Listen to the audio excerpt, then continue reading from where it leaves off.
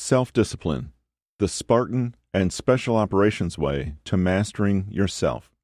Written by Ryan Hunt. Narrated by Russell Newton. You want to wake up early in the morning to be more productive, but you always end up pressing that snooze button on your alarm. You want to stop buying things that you don't really need, but you always find yourself maxing out your credit card. You want to lose weight and just become a healthier individual, but you just cannot stop yourself from ordering at a nearby fast food. You really think you need to go to the gym and get in shape, but you just find it so hard to spend an extra hour to exercise, especially after work. Everything just feels so difficult to do. You know what you need? Self-discipline. And the good thing is, you're not alone in this constant battle against temptations and impulses. Misery does love company. A lot of people suffer from the same predicament. They always have the best goals and objectives to make them successful in life, but they always end up not doing it. Lucky for you, this book will be your companion and ally in your daily struggles of resisting temptations. It will tell you all about how inspiring and amazing groups of people, such as the Spartans and Special Operations Units, practiced self-discipline in order for them to achieve their goals and complete their missions. If you feel like giving up, always remember that these strong people had to face more difficult challenges, but their discipline never wavered.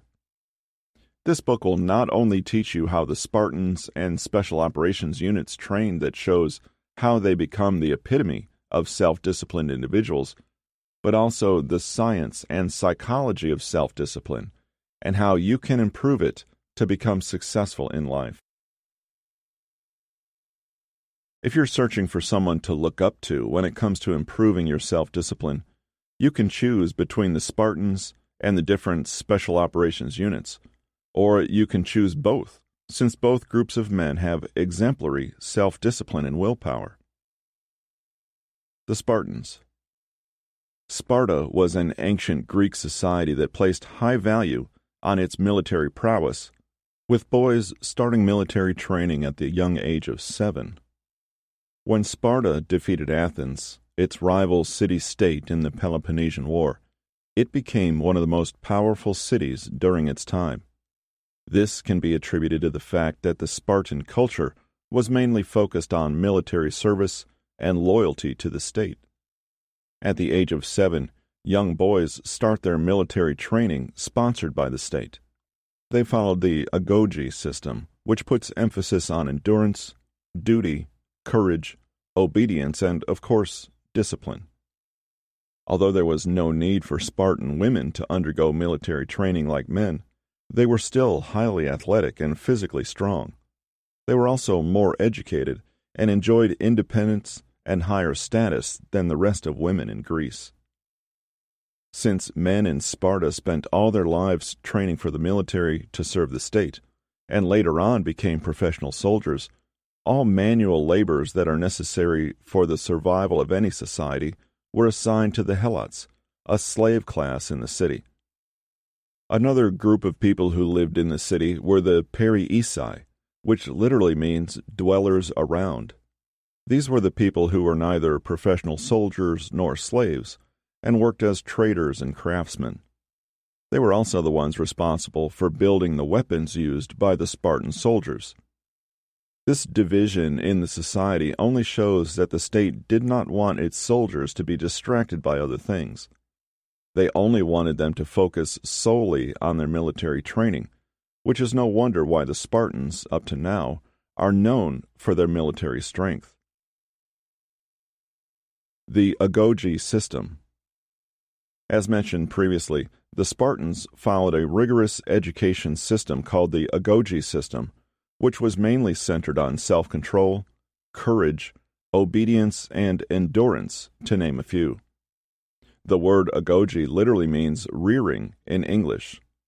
Agoge was a controversial education system even during the ancient times because of how rigorous and intensive it was. However, it was a requirement for all Spartans for them to receive Spartan citizenship. The main goal of the Agoge system was to have brave and strong soldiers who can protect the state in times of adversity. Unlike other Greek states, public education was provided by the Spartan government. Young children, both males and females, should complete said education, although they were taught and trained in different manners. Only the royal heirs were exempted from this requirement. To understand more about the Agoge system, here is a brief outline. Birth to 7 years of age. The Agoge values were instilled in the minds of the Spartans as early as infancy. After birth, the mother will bathe the infant in wine because they believe that wine will make a child strong. The infant had to undergo inspection by the elders of the city, called the Gerousia, to determine whether the child is healthy and strong. They only wanted healthy and strong babies. If the infant passed the inspection with flying colors, he will be sent back home with his parents. If the elders found any kind of birth defect or deformity, or signs that the baby will grow up weak, the parents had to abandon the baby at once. These babies were left to die alone or were rescued by strangers. Some even said that weak babies were thrown off a cliff, while others claimed that the babies were left alone on the cliff, and if they survived, it means they were worthy to become a Spartan. Growing up, children were not cuddled and showered with TLC, which is what modern parents do to their children. Spartan children experienced tough love from their parents. Instead of bathing them with warm water, the children were bathed in wine. Instead of picking them up when they started to cry, the babies were often ignored. Instead of reading them children's stories and singing them lullabies, the Spartan parents started to plant the seeds of the Agoge system in the minds of their young ones, telling them that they are not worthy of becoming a Spartan if they do not become the strongest and bravest men who can protect their city. Children were also taught that fear is a sign of weakness. This extreme parenting approach was known far and wide in ancient Greece, which is why elite families outside Sparta would often hire Spartan women to become caretakers of their children. Age 7 to 20. Officially, the Agoge system starts when a young boy turns 7, unlike today when kids are expected to leave their homes at the age of 18. When they start the Agoge system, they become under complete control of the government because the training and education is financed by the state. The boys were sent in groups, and they had to live with a group of older men who will serve as their mentors. The children were housed in a dormitory and were educated in a communal barracks. The subjects ranged from academic and sports to hunting and warfare. Their education is military-oriented because they are basically grooming the children to become soldiers. When the boys reached the age of 12, they were given only one piece of clothing item, specifically a red cloak that they have to use no matter what the weather conditions were. The reason behind this was that they would be able to withstand even the harshest of weather conditions without being dependent on clothing, which would turn them into tough soldiers. They should also be barefoot when doing any kind of sports or physical activities such as gymnastics. Their food was also strictly rationed, much stricter than in modern-day prison, because the Agoge system used hunger and thirst to promote self-discipline. You might think this is a little too much and can be considered inhumane in today's standards. However, keep in mind that the intention was not to torture these children or to give them a difficult life, but to prepare them for when they became full-fledged soldiers, and scarcity of water and food while in battle is a common occurrence. Feeding them less also makes their bodies leaner and more fit to endure hard physical activities. Young Spartan boys were also taught to make their own bed. Literally. They had to get the materials such as straws and reeds from the banks of the Eurotas River without using a knife. Another interesting thing about the Agoge system is that the boys were encouraged to steal as long as they don't get caught. If they are caught, they were given severe punishments. This helps develop stealth that can prove useful when it becomes necessary to steal supplies and provisions from the enemy. To bring out the toughness of these young boys, the elders in the barracks instigated fights among the young students. Whoever loses will be made fun of and ridiculed because they were seen as weak and cowardly. In fact, some records show that every year, adolescent students had to undergo an endurance test where many died. To honor those students who successfully passed the test, they were given wreaths, a symbol of victory in Greece in the olden times. Do not think that the Agoge system is all about physical strength and discipline. Other areas that were taught to the students include reading, writing, history, singing, dancing, war poems, and literature. They were even required to study the works of Homer.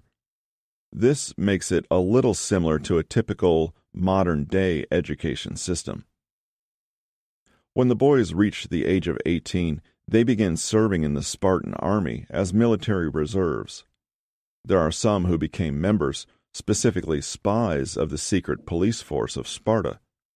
They had to spy on the helots, or the slave class, and report them to the authority if they're doing something against the government. They were also licensed to kill. Age 20 to 30. The Agoge training officially ends when the male students turn 20 years of age. At this point, when they were already considered as adults, they became official members of the Spartan army, and they had to undergo professional military training under the army. The men had to become a member of the Syssitia, a military-style mess where they had to undergo training for war. The members of the mess, who were also Spartans, had to elect members from the newcomers. Aside from military training, the Syssitia is also involved in the granting of citizenship.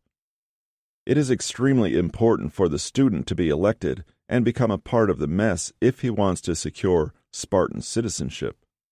The election all depends on the unanimous vote of the old members. When a man becomes a citizen of Sparta, he would be able to do things that non-citizens did not have the right to do, such as voting, marrying, and running for public office. Some soldiers married before the completion of the training, meaning before the age of 30, but they were banned from living in the same house as their wife. It was possible to not get elected into a mess. Men who were still not members of a mess even after 10 years of completing the Agoge, they would not be able to secure citizenship. The military training in the Syssitia ends when a man reaches the age of 30. But a Spartan man had to be a soldier until retirement at the age of 60, or until the day he dies. Education for females. Unlike other cities in Greece, Spartan women were highly educated. Although the state also sponsored their education, it was not as demanding and as rigorous as the education for boys, although focus was also on the military. If boys were groomed to become soldiers, girls were trained to become mothers of a true Spartan soldier. They did not need to go to a dormitory away from their family. They lived with their parents while attending school. They had subjects that would make them physically strong, such as gymnastics, sports, and dancing. If they were strong physically, they would also be strong enough to give birth to strong babies. They were also taught subjects about war and combat. Females were also trained to help male students in their military training. What kind of help, you ask? The girls motivated the boys to do their best by teasing, humiliating, and ridiculing them in public if they were not performing well during a physical activity, such as sports or exercising. The girls would create a list of the men who they thought were underperforming, so that they could shame and humiliate them to motivate them to be and do better. They were also taught typical school subjects such as poetry, history, and music. At the age of 20, the education of girls would be officially completed, and they were then expected to find a partner to marry. They were encouraged to find mates who were physically strong and courageous, who could in turn help them bring out a future Spartan warrior into the world. Marriage was not seen as a union of two individuals who were in love, but rather as a way to produce warriors who are brave and strong, and who can protect the state from enemies and invasion. As what can be observed, the Spartans had a do-or-die approach when it comes to their education and training, and also in everything they did. Mediocrity was not tolerated. It's either they were the best soldiers or they had to leave. You're probably thinking right now that the Agoge system is too much and is kind of extreme, especially in these modern times. However, you have to understand that the period when they lived was very different from today. It was a turbulent time where battles and invasions were a common occurrence in their daily lives, and if they were ill-prepared, they would not have a chance at all. Although the entire approach is no longer suitable to today's standards, you can still learn a lot from how the Spartans trained their soldiers, especially when it comes to developing self-discipline and willpower. The Special Operations Units. Today, what comes close to the Spartan way of training is the training of the Special Operations Units, or Special Forces. Some examples of this elite group are the Special Air Service, SAS, Navy SEALs, Green Berets, Special Boat Service, SBS, and U.S. Marine Raiders. They are involved in high-profile operations, which is why their training is also more demanding than the regular military troops. In any military setting, discipline and obedience are an integral part of their day-to-day work routine if they want to successfully accomplish their missions. Following each and every step is crucial because it affects not only the entire military operations but also the civilians. Soldiers are taught to be obedient to authority and regulations at all times, and also to always observe strict self-discipline that will result in excellent performance, which means minimizing dangers to both the soldiers and the civilians. Military discipline and self-discipline. Soldiers were taught to be disciplined and obedient. They had to follow authority, commands, and rules without question. If they question the authority, then it becomes a problem. To be considered well-disciplined, the team has to follow orders whether they like it or not, and no matter how unpleasant and dangerous the task at hand is. Total compliance is required to achieve efficiency within the organization. Disorganization and disobedience in the team is dangerous and can put the lives of the other group members at risk. The survival of the military groups and special forces units depends a lot on the obedience of the team to a centralized command and the self-discipline of each and every member. Military self-discipline is achieved when the soldier starts to see himself as an integral instrument to achieve the organization's mission. This internalization involves acceptance of regulation and obedience to a higher authority. Soldiers who are self-disciplined know how to control themselves and always make decisions based on how it will affect the entire organization. They also do not need constant external supervision because they know how to keep themselves in line. When a soldier has self-discipline, obedience comes from within and not from coercion or other forms of external force. Those soldiers who exhibit strong willpower and self-discipline are viewed by their superiors as reliable. The higher-ups know that these soldiers can perform their duty correctly and willingly without the need to use force or coercion. These highly disciplined soldiers are the ones who move up to become members of the highly elite special forces or special operations units. Special forces training. Of course, the different units of the elite special forces have different kinds of training, but they are more or less the same. They are all physically, mentally, and emotionally demanding, exhausting, and intensive. Their training is a lot more difficult than the training of regular soldiers. This is because they will be assigned to work in high-risk and high-profile operations that affect not only their own country, but the whole world. The Special Forces training is the toughest training and testing platform in the military. It is a year-long process that is designed to break even the toughest soldiers. In fact, it is so difficult to pass that only 15% of the candidates successfully finish the entire process. Once you enter the training, you only have 3 options: to quit, get injured, or outlast. And of course, the third option is the only option if you want to become a member of the Special Forces group. You are probably wondering, how can an individual survive such training if it is designed to break even the toughest person? Keep in mind that the human body is a wonderful machine and can adapt in almost all kinds of situations: heat, cold, pain, and stress. Someone who is tough means that his body and also his mind and emotions are highly adaptable and does not easily give up, because he knows that it is possible to successfully complete the training. More often than not, it is mind over matter. The training also puts a lot of emphasis on mental strength aside from physical strength. If the body is strong enough to withstand pain and discomfort, it becomes easy to develop mental strength.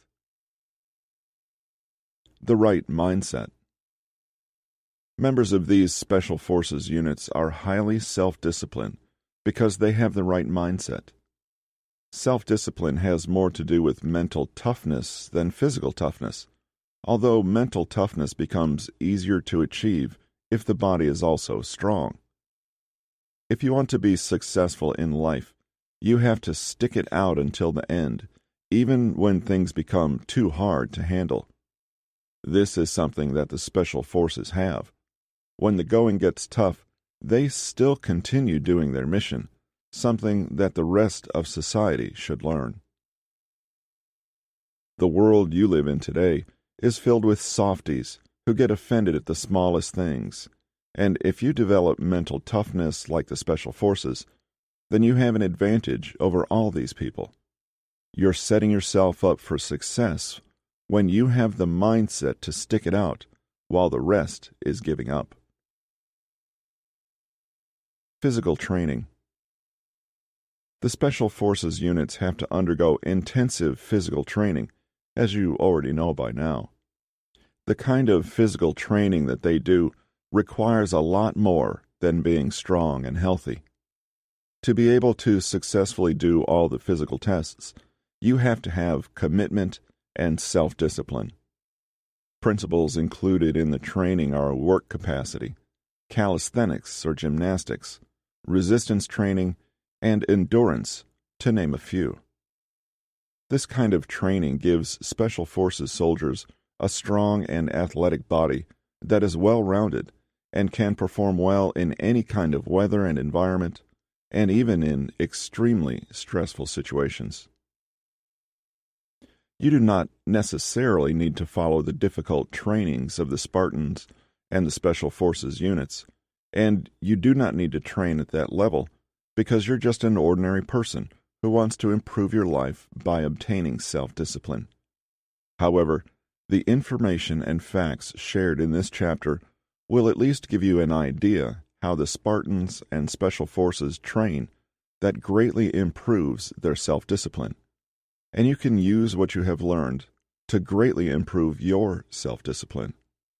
At least you know one thing now: being successful takes a lot of hard work and effort on your part.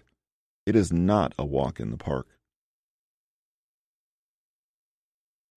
This has been Self-Discipline, the Spartan and Special Operations Way to Mastering Yourself, written by Ryan Hunt, narrated by Russell Newton.